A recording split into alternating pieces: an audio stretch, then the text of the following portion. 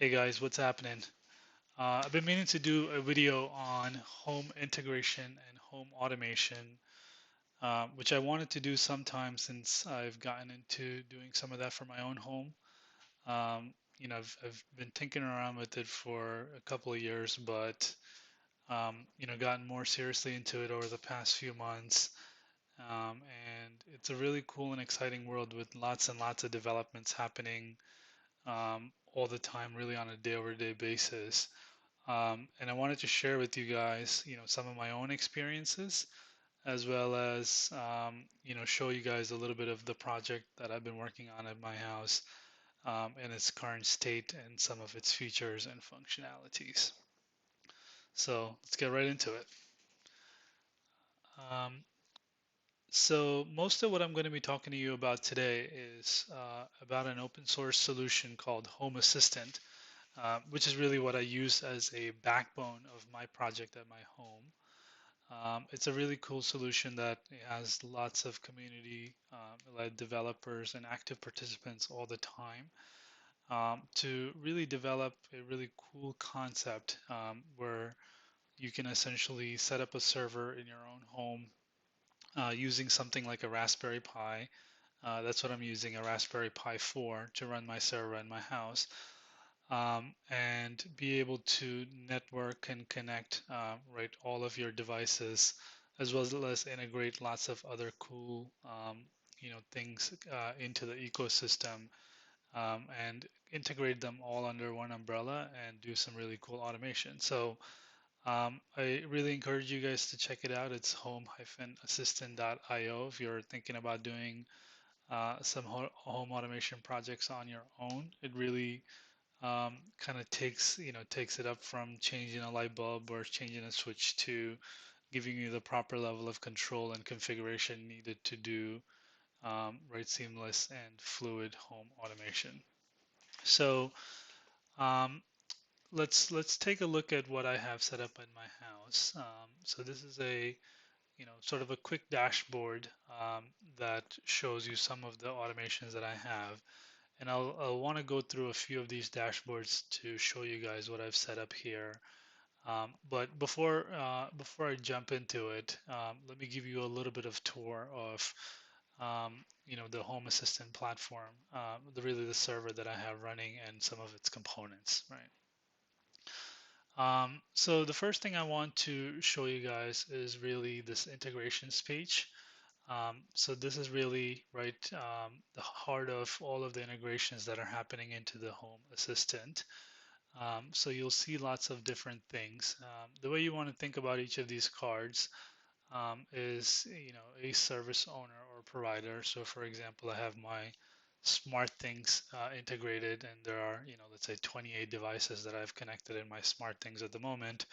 Smartthings provides a, service, an API-based service, which, Home Assistant is able to interface with to basically get the states and statuses of all of my devices, as well as communicate back through that same API um, to run certain actions or perform certain predetermined commands. So similarly, you can see here, I have many integrations set up. These integrations really are at the backbone of everything that I'm able to do. I think another really cool thing about these integrations is the fact that they don't really have to be, um, you know, Internet of Devices or devices in your house. It can be really any service that you can connect in with an API, and somebody or you yourself can do it, or somebody has gone ahead and developed an integration for that. So like really the possibilities, if I just open up, right, what are some of the integrations that are available? Everything from Adobe to DirecTV, and lots and lots of different integrations are natively available. Um, then there are tons of them that are, citizen developed available on top of those that are natively available. So it really allows you to basically bring your Internet of Things devices in the same playing field as any other service, right? For example, my weather service, or the service, an API connection from my bank that shows what my bank balances are, right? All of these are in reality just virtual devices. Some of them attached to a physical device, and others just virtual devices, but um, really allow us to see and interact with these things in the form of just data manipulation. So the next thing is really, once you set up all your integrations, you'll basically get a list of all the devices that you have. You can set them up into different rooms in your house, etc. So, device is, something that represents a thing, right? So you can have a light bulb, that's a device, right? You can have a lock, that's a device, all right? And anything else that is really defined such as that. And then lastly, you have your entities that I want to touch on, which are a little bit more granular than your devices, but they really provide you, a little bit more finer control or ability to tinker. So, for example, if you have a device with multiple entities within it, a really good example would be, let me pull one up here, my lock, right? So you can see that my deadbolt lock has two entities associated with it. One is the actual lock, the other is the battery. So it basically allows you to have multiple entities attached to a same device, and you get a little bit finer grain of control that way. So you can really set up all of these things into your Home Assistant, connect them up, and once you kind of set that up and boot it up, these integrations persist over time, and anytime you come in here, it's really available, right? And I'm able to access my Home Assistant through just a local URL, either on my computer or on my phone.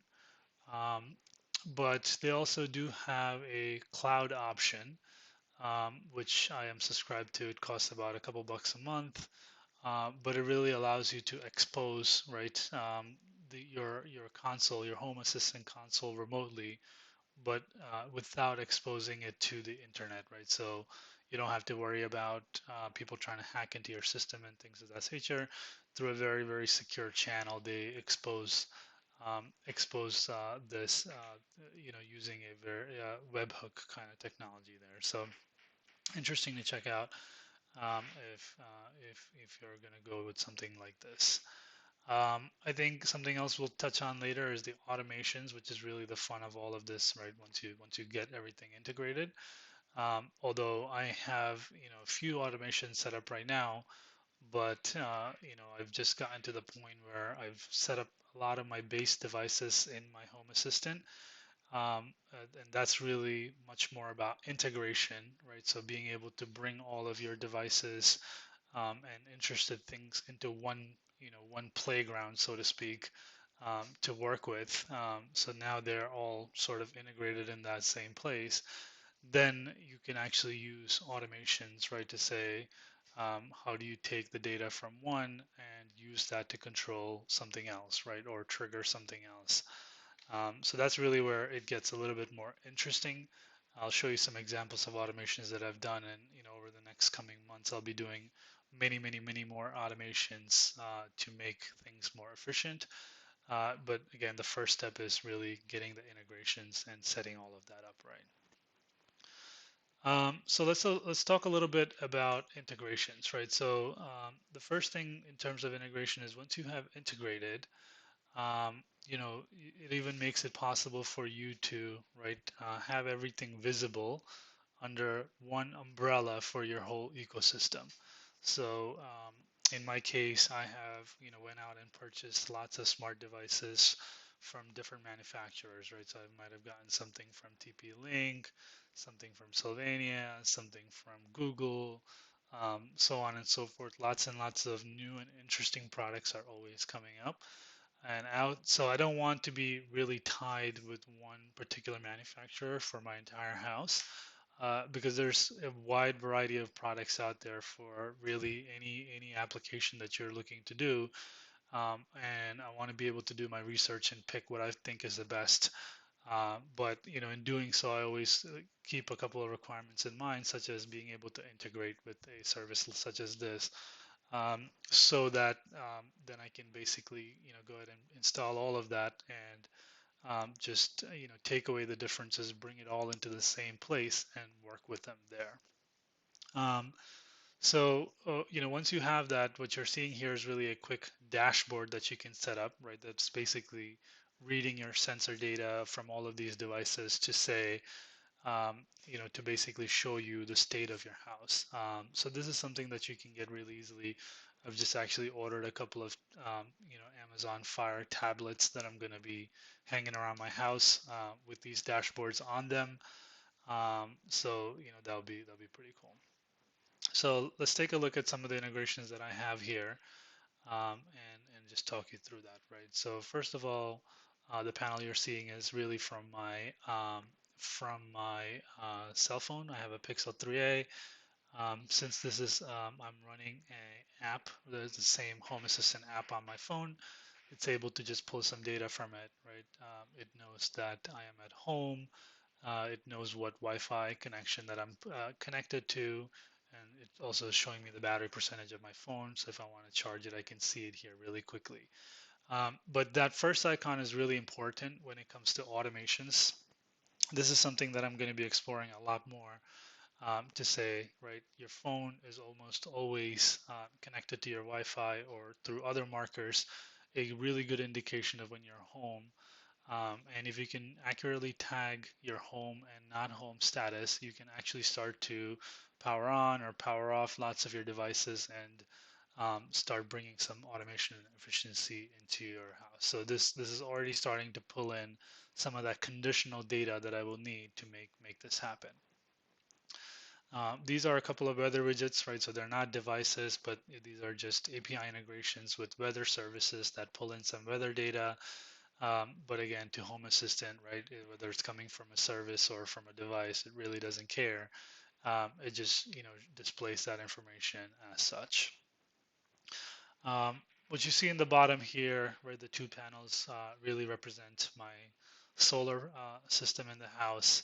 So I'm able to just see how much solar power is actually generated on a day-over-day basis, and also just a quick view to see, for a given week, how is my day today and compared to, the past 7 days. So you can see today has been pretty rainy and cloudy, hardly generated much power today, as opposed to yesterday was a relatively nice day. So it gives you a good idea of the power generation, but it also will tell me if my solar system goes down for some reason. I can easily monitor it here to see that I'm not getting the performance that I'm expecting or something of that nature. Of course, you can also generate certain alerts and things, and I'll show you some examples of that as well. The module here shows my front door, right? I have a Nest Hello camera that's integrated there, along with that deadlock bolt that automatically is able to unlock my house. And it also shows, right, the battery. So I just did a lock operation there, and actually, shows a little status on my camera icon as well. But it just shows you, the ability to control things all in one place. So if I'm answering, if I want to just, see who's at the door really quick and then unlock the door for them, right, I have the controls to do all of that right there. If I see my door lock is running out of battery, I can go ahead and change that. So it starts to bring some of those nice to have features together. Similarly, on the right hand side, I have my garage and Masha's garage status listed. So if anyone of us left our garage closed by accident, or if we want to just open or close it, we can do that through here. And we have some sort of lights that are happening here as well. So I have a nice chandelier in the foyer, my porch that has some automations to turn on and turn off at a certain period of time during the evening hours, um, as well as my downstairs hallway light, which has some additional controls as well. So um, once I turn that on here, you can actually see that this additional panel pops up. This is a light control panel. So in this case, I have done almost this conditional thing where I have a smart switch and a smart bulb. so that I can always control my smart switch to turn on first, and then once that switch is turned on, then I have the control in the bulb to adjust the color, etc. Now I could just do that with the smart bulb as well, but having the smart switch allows you to still control your lights if, for example, your Wi-Fi goes down, or things of that nature. So I like to have the flexibility of both a physical button as well as a digital light. So I chose this sort of solution for my whole house, where I have a button that's showing you the status of the on off, and then once I turn it on, you're gonna get the color panel bottom below to show you the color of the color, brightness, and temperature of the light. Moving on really quickly, right? I have similar things set up right in my study here. I have my light, the colors, what are the individual lights contributing to that. I have a speaker, a Google speaker in my study. So, if I am going to be playing something onto that speaker, right, it's going to start to display that here as well. So, for example, if I do, hey Google, play some music. Playing some music on Spotify. All right, so you can see right away.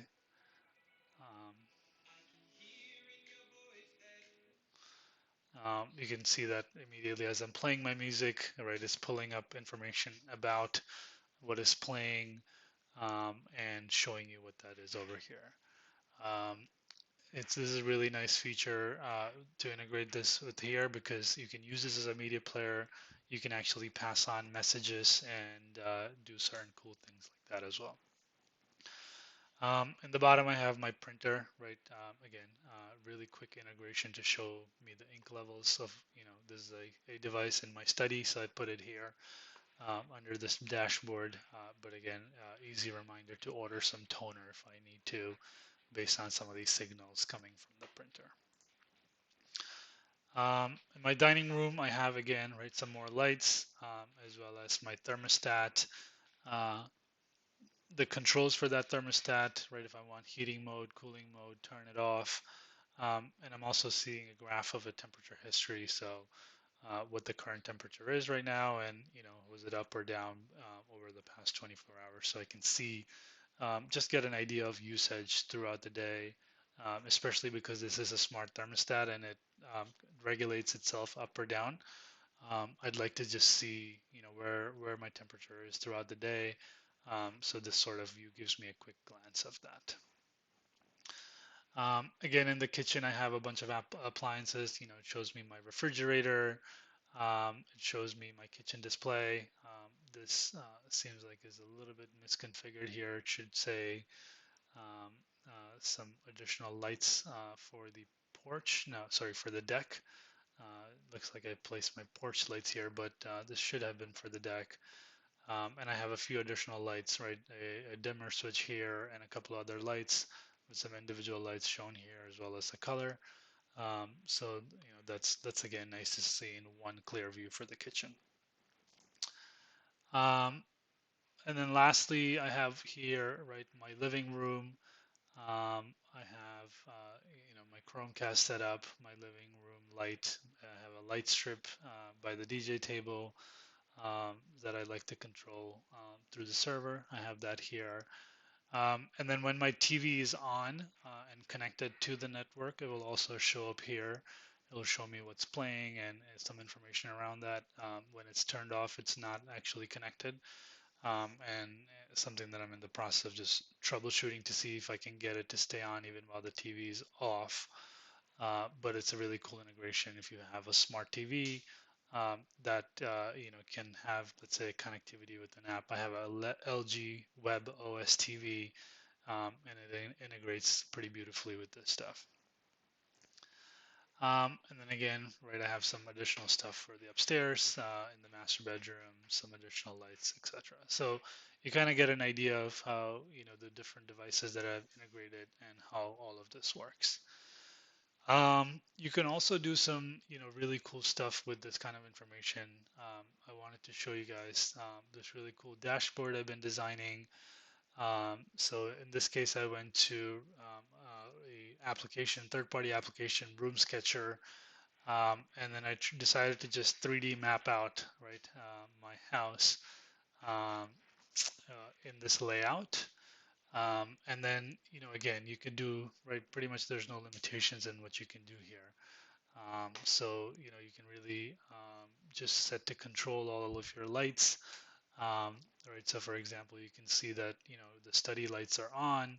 I've decided to add in some cool animations as well. So let's go ahead and turn the study lights off. As you can see, it's gotten dark here. Um, Similarly, when I turn it on, the light goes on here, but the animation also comes on.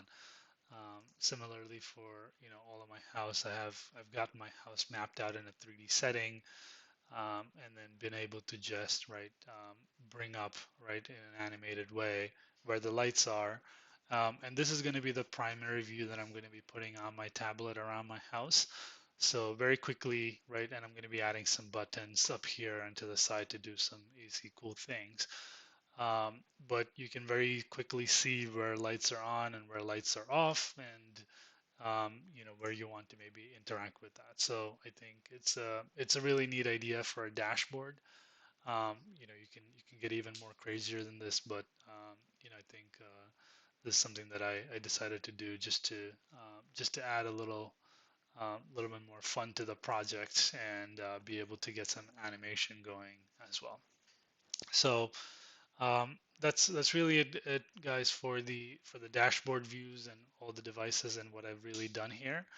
I think doing all of this stuff was really a cool project, and as you can see, right, allows you to integrate a lot of these things together seamlessly, very very nicely, even though they're all different brand and all different things here.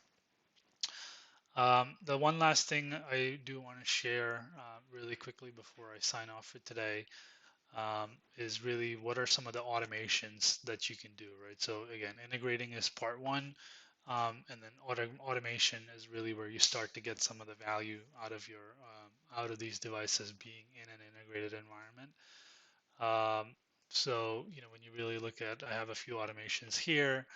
Alert that garage doors are open, right? So this one, for example, tells me when my garage doors are open and we forgot to close them, right? So if I take a look here, right, it's basically, if you ever use like an IFTT, which is a if this then that, right, application, usually available on the mobile phones, to do basically some conditional commands. This is really no different than that. So in this case, I'm taking a look at the state of my garages and seeing if it went from closed to open and stayed that way for 5 minutes, right? Then I'm gonna turn on my kitchen display, put the volume up to 80% and say that garages are open, please close them. So it gives me an alert, usually if the garages are open, the kitchen is a central area, most likely I will be there to hear them. So that's an interesting one. I have another one here, right? Auto close garages at 10 p.m. I cannot tell you guys how many times we've accidentally left the garage door open. It's just a terrible feeling when you wake up in the morning and it was like 30 degrees outside, right? And you're wondering why you're freezing the whole night.